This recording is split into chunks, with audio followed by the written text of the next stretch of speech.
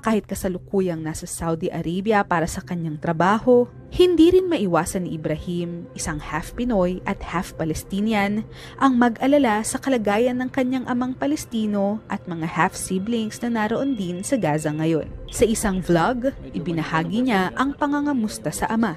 Hindi kami alam kung sinong next mamatay dito kasi market anytime ba yung street, yung mga building na eskwelahan, na hospital, lahat na yung road dito wala na talagang chance mag-survive. Walang internet, tutol-tutol yung signal ng mobile phone, wala nang market, wala nang bibilahan. We are stranded dito sa Gaza. Naranasan rin daw ni Ibrahim ang mamuhay noon sa Gaza, kaya naiintindihan niya na mas mahirap ngayon ang kalagayan ng ama at mga kapatid.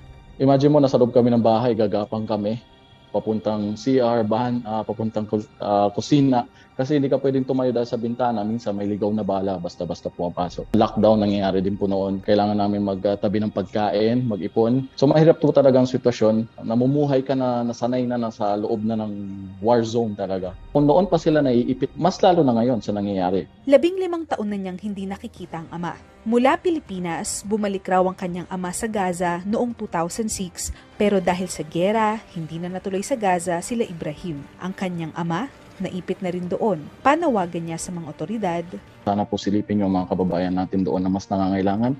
Kung maitulungan lang nila yung tatay ko din bilang isang doktor na mailabas nila sa Gaza kasama yung mga kapatid ko doon. So, masakit din yung parang farewell na last will na yatang message sa akin. Hindi natin alam kung mabubuhay pa sila. Bilang Muslim, may faith kami sa Diyos. Malakas ang pananampalataya namin na alam namin hindi kami pababayaan ng Diyos. May ilan tayong kababayan sa Gaza na nakapangasawa ng Palestino at nagkapamilya roon. Isa sa kanila, si Janeth. Yung bahay namin parang nabunot, parang umilindol. Nakita namin yung mga bomba na dumadaan sa ibabaw namin. Talagang anytime may pasabog. Lalo na sa gabi. Kaya wala kaming tulog. Wala kaming kuryente. Siguro darating lang kuryente sa amin 3-4 na oras isang araw. Dahil nga natamaan yung namin dito, yung power plant ng electric. Tapos wala kaming municipality na tubig. Natamaan din yung pipe.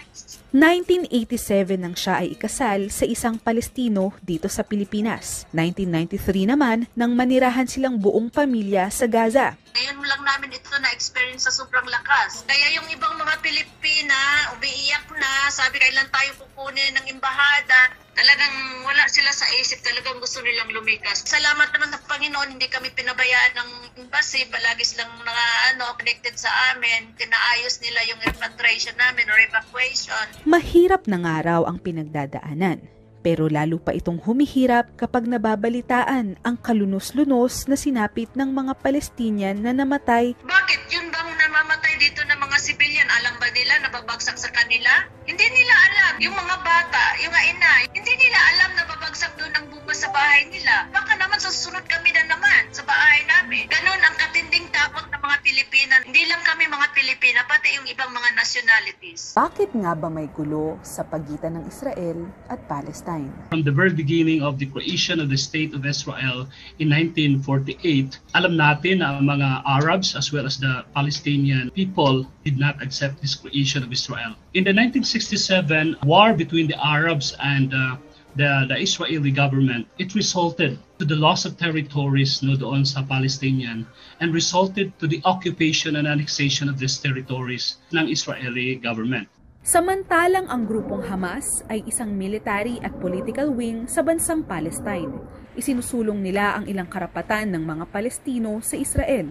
Isa na dyan, ang teritoryong nawala raw sa kanila. Ang pagsasara ng Damascus Gate at pagbawalan ang pagtitipon ng mga Palestinians sa gabi ng Ramadan sa pagpapa-evict ng 4 na pamilyang Palestinian doon sa Sheikh Jarrah. Pag-aalsa rin ng mga ultra-nationalist na mga Jews, paghahadlang ng Israeli police sa mga Palestinian na gustong magsimba sa Al-Aqsa Mosque. The Hamas in Gaza Strip made an ultimatum na dapat ang Israeli forces ay kailangan nilang mag-withdraw doon sa Al-Aqsa Mosque at i-release ang mga nakadating na mga Palestinians. na hindi ginagawa ng mga Israeli forces. After that ultimatum was done, nagpapadala ng rockets ang mga Hamas, and in response to that, the Israeli forces retaliated, using airstrikes. Ayon kay Labor Attaché to Israel Rodolfo Gabasan, nasa 10 ang bilang ng mga Pilipino sa Gaza na kinakailangan ng saklolohan. May ilang kababayan na rin mula sa Israel ang nagpaplanong bumalik sa bansa. Sa ngayon, mahigit 200 na ang namamatay sa Gaza at 13 naman sa Israel. Matapos ang halos 11 araw, nagkasundo na ang dalawang nagbabangayang grupo na magkaroon na ng ceasefire. Malaking bagay yan para sa mga naging biktima at apektado. Pero kung papairalin pa rin ang hindi pagkakaunawaan, tiyak na ilang libong tao na naman ang muling gigising na puno ng pangamba at muling makikipagpatintero sa mga bala at bomba. Ako si Emil Ordonez, I stand for truth.